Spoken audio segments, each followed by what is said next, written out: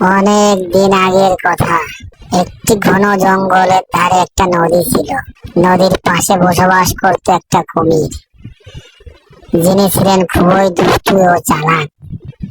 কুমির প্রায় গভীর জলে বসে খাবারের জন্য অপেক্ষা করত। একদিন নদীর পাড়ে একটি বানর এসে পড়ল। বানরটি ছিল অত্যন্ত দুষ্টু ও চতুর। সে নদীর পাড়ে হেলে কাঁঠালের ফল খাচ্ছিল। কুমির বানরটিকে দেখে তাকে খাওয়ার চিন্তা করলো।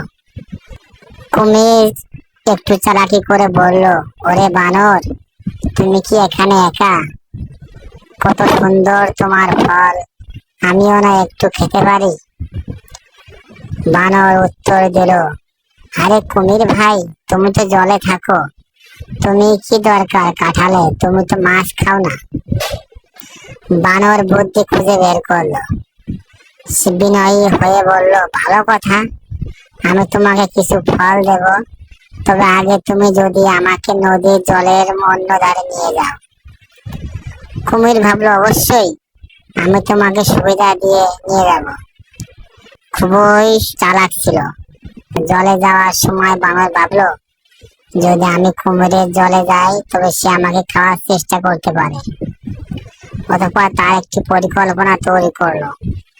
নদীর মাঝখানে পৌঁছানোর পর বানর বলল, ও কুমির ভাই, আমি তো ভুলে গেছি, আমি আমার বন্ধুদের বলেছি যে আমি তাদের জন্য কিছু কাঁঠাল নিয়ে আসছি, তাই আমাকে তাড়াতাড়ি নদীর পাড়ে ফিরে যেতে হবে। কুমির বলল, কিন্তু আমি তোমার বন্ধুদের খাবার খাবো না, তুমি তো একা। বানর বলল, না, আমি প্রতিজ্ঞা করেছি, তবে আমি আবার নদীর পাড়ে নিয়ে যাও। তারা জানলো খুবই দুঃখ হবে। কুমির বুঝতে পারলো যে বানরটি চতুর এবং সে তাই নদীর পাড়ে ফিরে গেল। বানর দ্রুত গাছের উপর লাফিয়ে উঠলো এবং নিরাপদে পালিয়ে গেল। বন্ধুরা, এই গল্পটি তোমাদের কাছে কেমন লাগলো? যদি ভালো লাগে চ্যানেলটি সাবস্ক্রাইব করে দিবেন।